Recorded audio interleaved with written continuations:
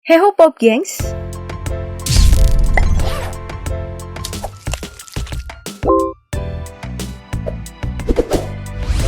Viral video seorang ibu yang melahirkan di bis saat dalam perjalanan mudik ke kampung halamannya di Bogor. Dan seorang anak akhirnya pulang kampung setelah 35 tahun merantau, disambut tangisan ibunya yang telah renta. Sebelum viralnya rekaman suara istri Johnny Depp yang mengakui kekerasan dilakukannya kepada aktor itu. Foto Jeffrey Nicole lebih dulu viral sedang ciuman dengan seorang pria. Dan yang teranyar, viral video Dirjen Perdagangan Luar Negeri Kementerian Perdagangan atau Kemendak, Indrasari Wisnuwardana, membisiki Mendak Lutfi bahwa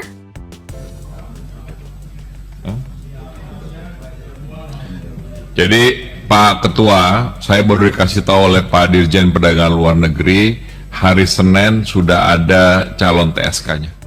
yang dimaksud Senin sudah ada itu adalah daftar tersangka terkait sama mafia Migor. Apa yang terjadi setelah itu justru sebuah plot twist yang akan aku ungkapkan di rangkuman trending topik dalam sepekan ini bersama kabar-kabar hangat lainnya. Check it out! Kita mulai dari video-video viral di internet. Pertama adalah viral seorang perempuan menangis di depan presiden. Tanggal 21 April 2022, Pak Jokowi tengah dalam kunjungan ke pasar-pasar yang ada di Bogor. Di salah satu pasar, seorang perempuan memotong langkah presiden untuk mengadu langsung kepada beliau.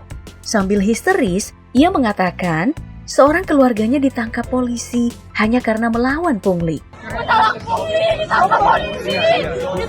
Pak Jokowi yang melalui dagangan ibu itu mau gak mau singgah. Pak Jokowi terlihat menggerakkan tangan seperti sedang menenangkan. Dan keluhan ibu itu dicatat loh. Kita tunggu kabar terbarunya ya. Hanya alat pungli aja Pak. Kita punya bukti-bukti semua Pak. Video viral kedua datang dari potongan video pertandingan perempat final Korea Master 2022. Di mana ganda putra Indonesia melawan Jepang diwarnai momen raket lepas. Onodera, salah satu pemain Jepang, tidak sadar. Itu raketnya udah lepas dan tidak sadar akan mengembalikan pukulan Bagas dengan tangan kosong. Memberikan 1 poin lah untuk Indonesia, meski ujung-ujungnya ya kalah. Gak apa-apa, yang penting udah berusaha.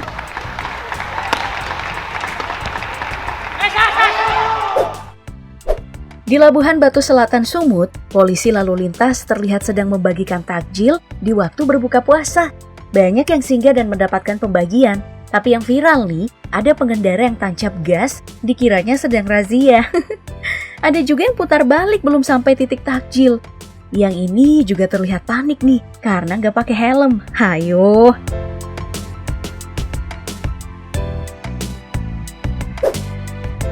Dan mari kita lihat apa yang sedang ramai di dunia industri hiburan. Yang pertama adalah kabar dari panggung Coachella 2022, festival musik dan seni tahunan yang diadakan di Empire Polo Club di Indio, California, Amerika Serikat. Ratusan musisi dunia yang populer akan berkumpul di sini, seperti Weezer, Blackpink, Ariana Grande, Billie Eilish, dan banyak lagi. Ada sekitar 165 nama. Dan yang mengejutkan, ada 3 nama Indonesia juga yang bernaung di bawah label 88 Rising. Rich Brian, Warren Hu, dan Nicky Sevanya. Rich Brian mungkin gak asing lagi, meski berkarir di luar negeri cukup populer di Indonesia. Sedangkan Nicky Sevanya, musisi perempuan Indonesia pertama yang tampil di Festival Akbar ini, ternyata pernah tampil di salah satu program musik Indonesia tahun 2012. Di panggung Coachella 2022, Nicky membawakan salah satu lagu dari Indonesia, Sempurna, milik Andra and the Backbone.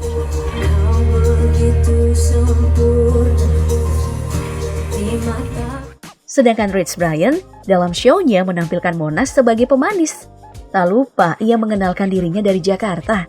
Dan for your information, mereka ini bukan yang pertama ya, musisi Indonesia yang tampil di panggung Coachella. Tapi Dogi Mandagi, vokalis dan gitaris band rock The Temper Trap dari Melbourne, Australia, yang tampil pada tahun 2010.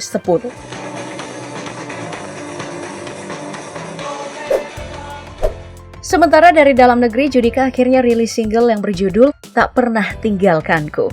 Di lagu ini Judika berduet dengan Nurlela, penyandang disabilitas yang viral karena bersuara emas. Dalam video klipnya mereka mendapuk Erick Thohir sebagai modelnya bersama model-model lainnya. Wah, gak hanya jadi menteri, Pak Erick juga jago loh aktingnya.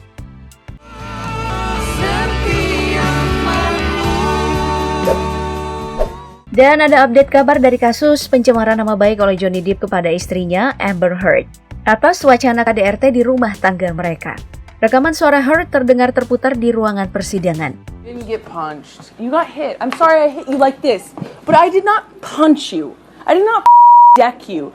I was hitting you. I don't know what the motion of my actual hand was. Garis besar rekaman suara itu menggambarkan bahwa Heard mengakui melakukan kekerasan fisik kepada Depp.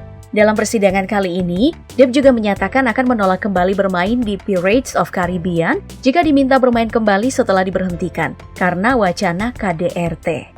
Ia juga telah diputus kontrak loh oleh Warner Bros di film Fantastic Beasts. Netizen pun membandingkannya dengan kesaksian dari Heard beberapa tahun lalu, bahwa dialah korban. Video kekerasan mental yang dilakukan Depp dihubungkan dengan foto memar di wajah Depp, plus isu perselingkuhan. Semua jadi bingung siapa yang berbohong.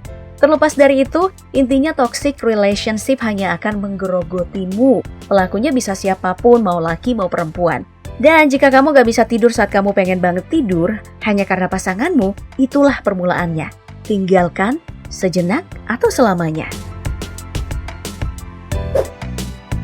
Di dalam negeri, channel YouTube Jerome Pauline kena hack.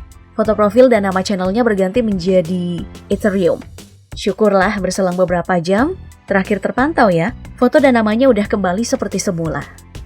Guys, Nihongo mantap aku lagi ke hack, jangan apa-apain. Oke, kita pindah ke topik membahas hal-hal yang lagi hangat diperbincangkan. Yang pertama adalah keluarnya daftar tersangka terkait mafia minyak goreng. Yang pertama, Master Parulian Tumanggor, Komisaris Utama PT Wilmar Nabati Indonesia. Kedua, Pierre Togar Sitanggang, General Manager PT Musimas. Ketiga, Stanley M.A., Senior Manager Corporate Affair Permata Hijau Group. Dan Indrasari Wisnuwardana, Direktur Jenderal Perdagangan Luar Negeri Kementerian Perdagangan.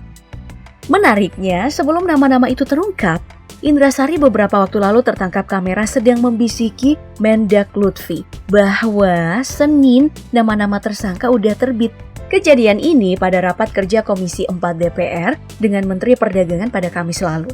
Dan berselang beberapa hari, sebuah plot twist muncul. Tak disangka namanya masuk dalam daftar, melahirkan banyak spekulasi tentang tumbal dalam kasus ini. Sampai foto salah satu tersangka bersama Luhut Binsar Panjaitan yang berpose dengan girang. Dari luar negeri, santer beredar info bahwa Google tidak lagi menyembunyikan fasilitas militer dan strategis rahasia milik Rusia. Siapapun bisa melihatnya di Google Map, ICBM, pos komando, dan lainnya dengan resolusi 0,5 mega per pixel.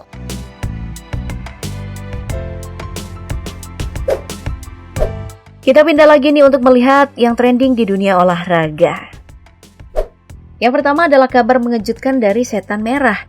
Setelah dibantai Liverpool 4-0, santer dikabarkan MU akan melakukan perombakan besar-besaran. Dimulai dari didatangkannya pelatih baru, Erik ten Hag resmi jadi pelatih. Sedangkan Rangnick akan jadi penasehat. Erik akan menjadi pelatih setelah musim berakhir. Dikabarkan setelah itu ada 6-9 nama pemain yang dikeluarkan dan diganti. Semoga fans MU tidak terlalu banyak berharap lagi dan jangan congkak. Dan ya, lagi-lagi WhatsApp dikabarkan sedang bersiap merilis fitur barunya. Pertama adalah fitur reaksi emoji, di mana pengguna merespon chat yang masuk dengan pilihan emoji yang tersedia, tanpa perlu membanjiri chat atau grup dengan pesan baru. Terus yang kedua, fitur yang membuat admin dapat menghapus pesan yang tidak pantas atau bermasalah yang dikirim oleh anggota grup. WhatsApp juga akan menyajikan fitur panggilan suara dengan lebih banyak peserta dan bisa mengirim file berukuran hingga 2 GB. Oke deh, sekian Trend of the Week kali ini. Sampai jumpa!